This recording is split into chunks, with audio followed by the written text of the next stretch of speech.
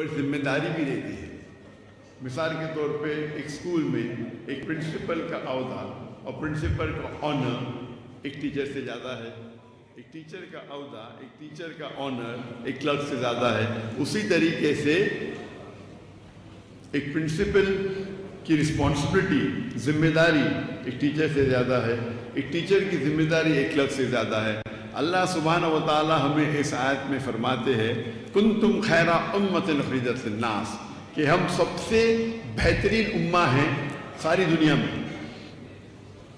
کیا ہمارے پاس کوئی ذمہ داری نہیں؟ اللہ تعالیٰ فرماتے تأمرون بالمعروف وتنہون عن المنکر وتؤمنون باللہ، کیونکہ ہم لوگوں کو اچھائی کی طرف بلاتے ہیں اور برائی سے روکتے ہیں اور اللہ پہ ایمان لاتے ہیں۔ اگر ہم لوگوں کو اچھائی کی طرف نہیں بلائیں گے اور برائی سے نہیں روکیں گے تو ہم مسلمان کہنے کے لائق نہیں ہیں، ہم خیر امہ کہنے کے لائق نہیں ہیں۔ آج کیونکہ دنیا میں تعداد بڑھ رہی ہے، ابھی 8 بلین سے زیادہ ہے، اور مسلمان کی تعداد تو ماشاءاللہ 25% سے زیادہ ہو گئی، 2 بلین سے زیادہ ہو گئی۔ لیکن افسوس کی بات ہے وہ حدیث اللہ کے رسول کی کہ جب وہ کہتے ہیں کہ سب لوگ مسلمان پہ ٹوٹ جائیں گے تو صحابہ پوچھتے کیا مسلمان کم ہوں گے؟ تو اللہ کے رسول فرماتے نہیں، ہماری تعداد بہت ہے لیکن ہم چھاٹ کی طرح ہیں، ول بی لائک فراک۔ اور ہم دیکھتے ہیں کہ آج مسلمان کی تعداد زیادہ ہے، اللہ نے ہمیں دولت دی ہے، کالا سونا دیا ہے۔ میرے نزدیک آج سب سے امیر انسان بل گیٹس اور جیف بیزوس نے ہمارے مسلمان ہیں۔ لیکن افسوس کی بات ہے کہ ہم دیکھتے ہیں کہ ہم سب جگہ سے پیٹے جا رہے ہیں اور ہم کو سب لوگ فٹ بال کی طرح لات مار رہے ہیں، اور 57 ملک ہونے کے باوجود، 57 مسلمان میجر ملک ہونے کے باوجود ہم اپنا کام نہیں کر سکتے۔ جب ہم پہ اٹیک کرتے ہم فلسطین کی دفاع نہیں کر سکتے۔ یہ سب اسی لیے میرے نزدیک میں سمجھتا ہوں کہ ہم قرآن اور حدیث سے دور گئے۔ پہلے دیکھیں گے آپ، اللہ کے رسول کا دور تھا، خلفاء راشدین کا دور تھا، صحابہ کا دور تھا، ہم تعداد میں کم تھے لیکن ہم ٹاپ پہ تھے۔ ہم دیکھتے ہیں کہ 8ویں صدی 9ویں صدی میں یورپین کہتے تھے ڈارک ایجز، اندھیرے کا دور۔ کس کے لیے؟ ان کے لیے۔ مسلمان اتنی چوٹی پہ تھے کہ اگر آپ کو سائنس ٹیکنالوجی سیکھنا ہے تو لازم ہے کہ آپ عربی زبان سیکھیں۔ تو غیر مسلم عربی زبان سیکھتے تھے سائنس اور ٹیکنالوجی کو جاننے کے لیے، اور آج ہم دیکھ رہے ہیں ہماری حالت کیا ہے۔ میں سمجھتا ہوں کیونکہ ہم قرآن و حدیث سے دور جا چکے ہیں۔ اللہ تعالیٰ فرماتے سورہ عمران میں سورہ نمبر 3 آیت نمبر 103 میں وَاعْتَصِمُوا بِحَبْلِ اللَّهِ جَمِيعًا وَلَا تَفَرَّقُوا، کہ ہم اللہ کی رسی کو مضبوطی سے پکڑے اور آپس میں نہ بٹے۔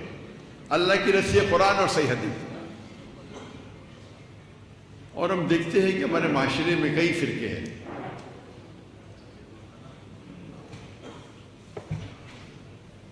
شریعہ یہ کہتی ہے کہ چھوٹا نقصان اٹھاؤ بڑے نقصان سے بچنے کے لیے۔ تو میری التجا ہے کیا یہ فرقہ بندی ہم کم کریں اور اللہ کے رسول کے قریب آئے۔ اور آپ دیکھیں گے اگر ہمارا دل بڑا ہے تو لوگ ہمارے قریب آئیں گے۔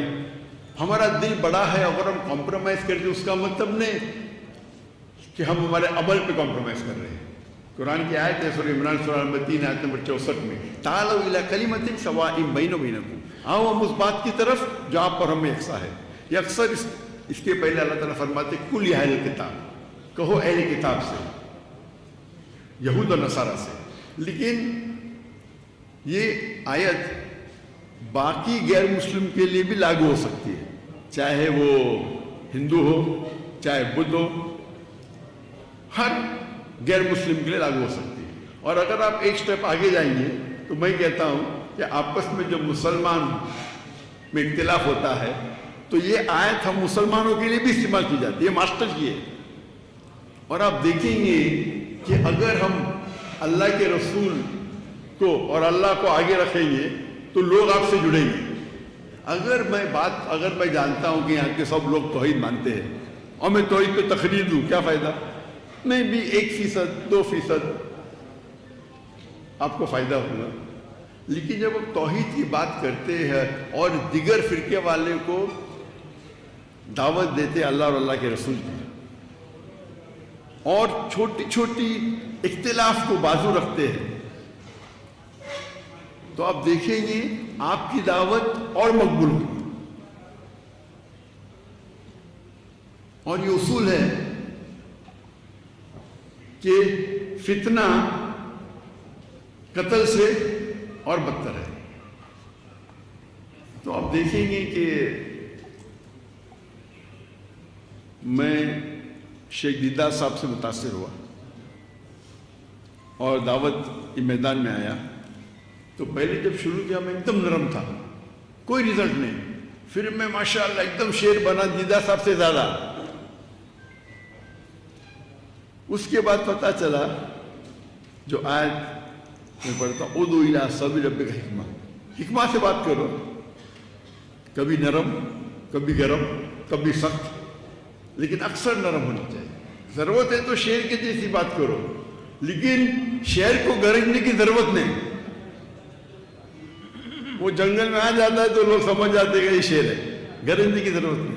تو ہم اگر اس طریقے سے, ہمارا مین مقصد ہونا چاہیے کہ اللہ اور اللہ کے رسول کی طرف آئے, نہ کہ وہ ڈاکٹر ذاکر نائک کی تعریف کرے. اگر میں چاہتا ہوں ڈاکٹر ذاکر نائک کی تعریف کرے تو دنیا میں شاید مجھے تھوڑا شہرت مل جائے, لیکن آخرت میں بہت مشکل ہے. ہماری رضامندی ہے اللہ کی رضامندی. تو میں یہ نہیں کہتا ہوں کہ عقیدے پہ کمپرومائز کرو, کبھی بھی نہیں کہتا ہوں اور کبھی نہیں کروں گا.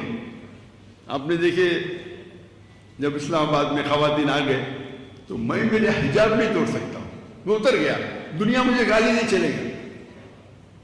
اور اگر میں قرآن حدیث پہ سخت ہوں, ضروری نہیں ہر انسان سخت ہو. آپ جب دعوت دیں گے تو اللہ کی طرف بلاؤ, لیکن نہیں میں جیسا ہوں میں ہی صحیح ہوں, یہ پرابلم, میں بھی صحیح ہوں بولنا چاہیے. اور اختلاف ہے جب ایک ہوتا ہے فرد, ایک ہوتا ہے افضل. تو فرض کے اوپر آپ جوڑ دو, مجھے اعتراض نہیں. افضل پہ کیوں زور دیں؟ آپ افضل پہ زور دینے جاتے ہیں تو کیا ہوتا ہے؟ اختلاف ہوتا ہے, آپس میں جھگڑا ہوتا ہے, فتنہ پیدا ہو جاتا ہے. تو آپ کو, اور آپ بڑے بڑے علماء سے جب ملیں گے, مثال کے طور پہ آپ اگر مدینہ یونیورسٹی جائیں گے, ان کے علماء کے ساتھ بیٹھیں گے, مثال کے طور پہ شیخ سعود اشرے, ماشاءاللہ جتنے ائمہ ہیں حرم کے, میں سب سے زیادہ ان کی عزت کرتا ہوں. اور جب وہ بمبئی میں آئے تو ہم ان کو مختلف مساجد میں لے کے گئے, حنفی کے, شافی کے, اہل حدیث کے, جماعت اسلامی کے, اور وہ مانے بولے جانا چاہیے. اور سب لوگ احترام کرتے کیونکہ وہ امام کعبہ ہے. اور ہم جانتے ہیں کہ جب آپ مسافر ہیں تو افضل ہے کہ عصر کی نماز 4 رکعت کی 2 رکعت ہوتی ہے. جب وہ گئے حنفی مسجد میں تو وہاں اختلاف ہوا, تو انہوں نے بولے نہیں میں 4 پڑھوں گا. انہیں یہ نہیں کہا 2 ہی پڑھوں گا, افضل ہی کروں گا, کیونکہ اگر وہ کہتے تھے نہیں میں 2 ہی پڑھوں گا, کیونکہ 4 پڑھنا بھی جائز ہے, افضل ہے 2 رکعت پڑھنا. تو ایسے موقع پہ ایک عالم یا ایک مسلمان کو جاننا چاہیے کیا افضل ہے کیا فرض ہے. میرا اصول میں کبھی بھی کمپرومائز نہیں کرتا ہوں.